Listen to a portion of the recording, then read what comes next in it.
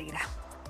Vamos a seguir avanzando. Esta semana es muy activa en términos de noticias. Por supuesto, tenemos varios frentes informativos y por lo mismo también queremos analizar en qué pie está el gobierno del presidente Gabriel Boric entrando este 2025, un año marcado además por las elecciones presidenciales y es la recta final del gobierno del presidente Boric del Frente Amplio y queremos, por supuesto, también hablar de este tema en mayor profundidad con el analista político de la Universidad Andrés Bello, Felipe Vergara. ¿Qué tal, Felipe? Hola, ¿cómo estás? Mucho gusto. Mucho gusto igualmente. El último año en la práctica del presidente Gabriel Boric, si bien entrega el mandato en marzo del 2026, se materializa todo este año. Son 12 meses en los que evidentemente el presidente va a querer tratar de lucir su gestión. ¿Dónde está principalmente el debe del gobierno de Gabriel Boric y del Frente Amplio? Sí, bueno, no han sido años fáciles, año 2024. Recientemente tú hablabas de algunos hechos noticiosos que involucran directamente al gobierno y que marcaron este ya pasado 2024. Y eso hace que entre no en tan buen pie, o como uno esperase buen pie, al último año de gobierno, que habitualmente es un año de corte de cintas, en el que se pretende consolidar lo que ha sido la gestión de 4 años.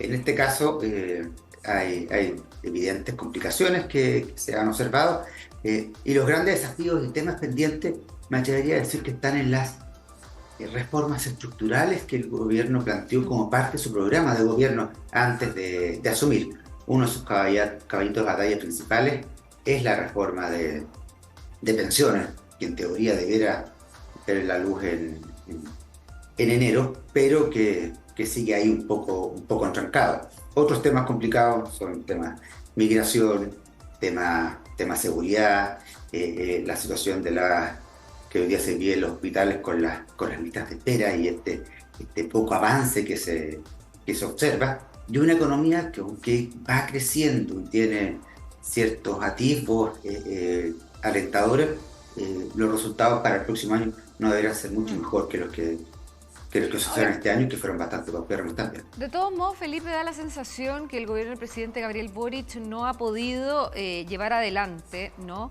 aquellas promesas de campaña que hizo.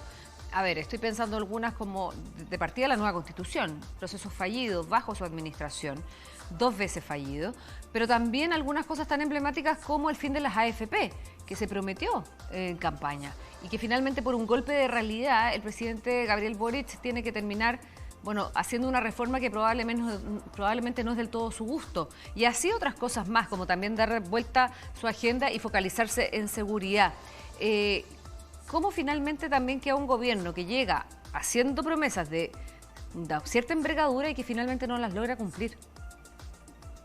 Claro, es un problema tradicional que no se observa solo en estos gobiernos, sino que son promesas habituales que los gobiernos, deduzco yo, esperan lograr conseguir, pero que no visualizan que hay otros componentes que hacen que esto no sea necesariamente factible, como es no contar con un parlamento que apoye esta reforma. O sea, por mucho que se quiera eventualmente eliminar las AFP, hoy día el Parlamento es un Parlamento adverso que no va a permitir que las AFP terminen. Eso lo obliga al gobierno a tener que transar en sus postulados y ajustarse a una reforma, que evidentemente no es lo que ellos buscan, pero como dicen muchos, lo perfecto es enemigo de lo bueno, así que tiene que transar un poco en lo que era su postura inicial. Eso duele, debe afectar como gobierno. En el caso Felipe, de la Constitución, con mayor razón también. Sí. ¿Hay más de caricatura o de realismo también en la lectura que hace la ciudadanía del gobierno del presidente Boric?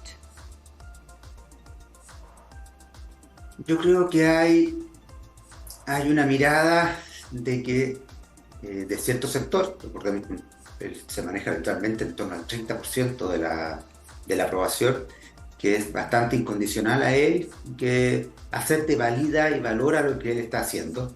Pero hay un 70% bastante crítico de la gestión, en que no logran diferenciar mucho entre el rol de presidente y el del personaje Gabriel Boric. Quizás eso a veces, esa mezcla es beneficiosa en algunos casos y en otros casos también perjudica. Y ahí puede haber esta especie de de caricatura, ¿no? De lo que él también representaba como parlamentario y lo que hoy día representa como presidente, que son realidades dicotómicas, por decirlo de alguna forma. Sí, parecieran ser dos personajes muy antagonistas también en una misma persona y por ahí probablemente cae muchas veces esta mirada crítica que puede tener la ciudadanía del gobierno del presidente Boric. Ahora, no todo es negativo, ¿no? Por supuesto. Viene llegando recientemente de una visita al Polo Sur, algo histórico para nuestro país, para la presidencia de la República, más aún, y también para la soberanía. ¿Qué otros logros se pueden destacar del presidente Boric? Sí, claro, más que de él en particular, de su gobierno, y los hay.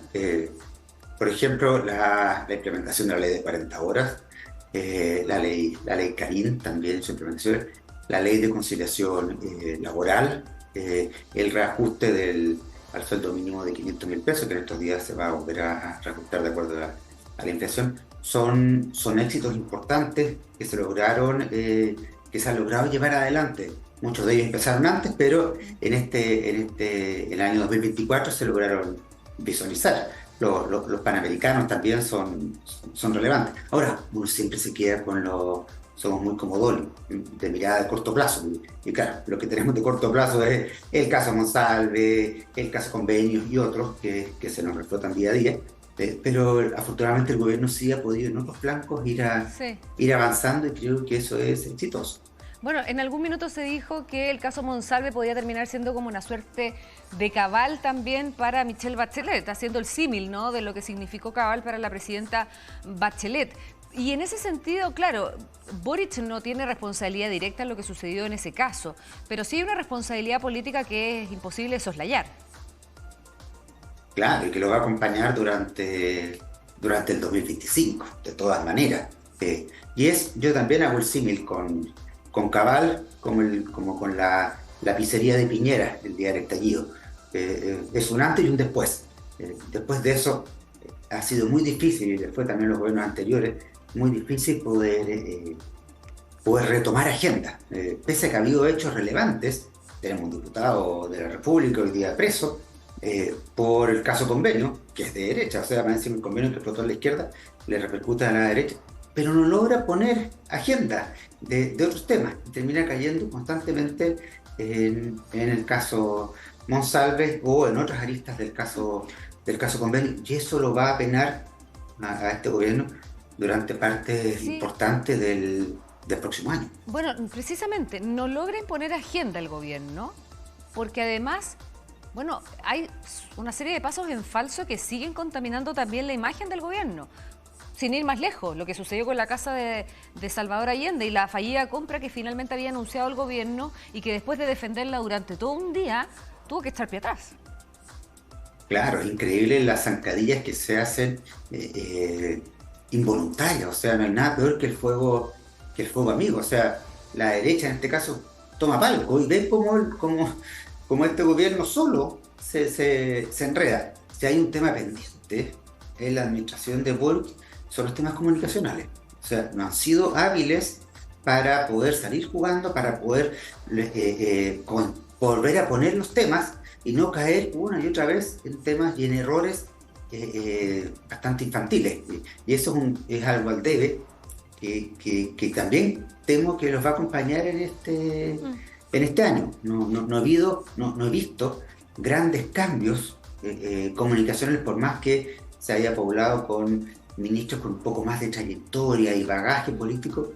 Igual, de una u otra forma, de repente se caen en inconsistencias que uno no se las permite a un gobierno, al que sea, no corresponde. Un gobierno no puede caer en esos errores. ¿Y cuánto afecta o influye también el hecho de que el presidente, en la tercera de llevar el conteo, no haya tenido contacto con la prensa, no haya conversado con la prensa, no haya respondido preguntas en más de 70 días? Bueno, a partir del caso Monsalve, precisamente de esta particular conferencia de prensa que dio el presidente en su minuto, respondiendo más de 30 preguntas sobre el caso y llevando el conflicto a su propio escritorio.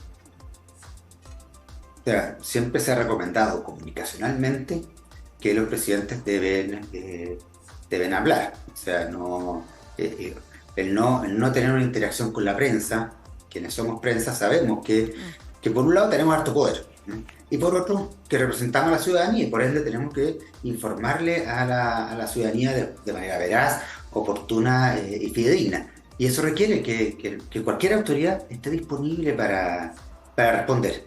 Es entendible que después de esta particular entrevista haya reflexionado, posiblemente decir, bueno, creo que es el camino para responder y para interactuar con los medios es otro, pero no es la no comunicación. O yo voy a hablar a través de mis voceros. No, el presidente igual tiene que y requiere responder y interactuar de vez en cuando con la prensa, sabiendo que eso es complejo. Y por ende hay que prepararse y hay que estar al día y dispuesto a tomarse su reflexión. Bueno, no lo vamos a asesorar ahora, pero y decirle, bueno, ante cada pregunta hay una microfracción de segundo en la que uno tiene que buscar la manera de responder. Pero bloquear a la prensa es un mal negocio y esto a nivel internacional se ha demostrado que todo autoridad o mandatario que no habla con la prensa termina siendo perjudicado porque al no hablar él, otros hablan por él, de oposición, de gobierno, de los que sean, y no necesariamente van a hablar justo como él esperaba hablar. Se van llenando esos espacios. Felipe, última pregunta. ¿Algún hito que pudiera sacar de esta situación, ¿no? De una aprobación baja que no logra despegar del 30%? ¿Algún hito que pueda ayudar al presidente Boric a quizá navegar este último año en particular? Creo que las pensiones puede ser una buena herramienta. Es verdad que no es lo que él esperaba o lo que su gobierno planteaba, pero si se logra este 0,5 o algo para solidaridad, particularmente para las mujeres, creo que sería una buena gestión. Y creo que los otros hitos relevantes van a ir asociados a el control fronterizo, a seguridad en las fronteras, el tema migratorio y los aviones que vayan de vuelta ya con migrantes irregulares y una economía que empiece a mostrar ciertos brotes verdes más estables. Si eso se logra, la verdad es que puede que mejore su popularidad. No mucho más. Ahora, presidentes anteriores en esta misma época tenían bastante menos que el 30. Es sorpresivo que un presidente es bajo un 30, pero se haya mantenido en un 30 con todo lo complejo que ha sido este gobierno. O sea, tiene una base fuerte, fiel, cercana al 30%, que no es despreciable con el desgaste que viven todos los gobiernos. Bueno, queremos agradecerte mucho, Felipe Vergara, analista político de la Universidad Andrés Bello, por haber estado con nosotros esta mañana conversando sobre lo que se viene estos próximos meses, días del presidente Gabriel Boric, del gobierno del presidente Boric. Muchas gracias. Pero... Chao. Te vaya muy bien. Nosotros nos vamos a ir a la pausa, pero antes de irnos al corte me gustaría solamente poner el punto en lo siguiente.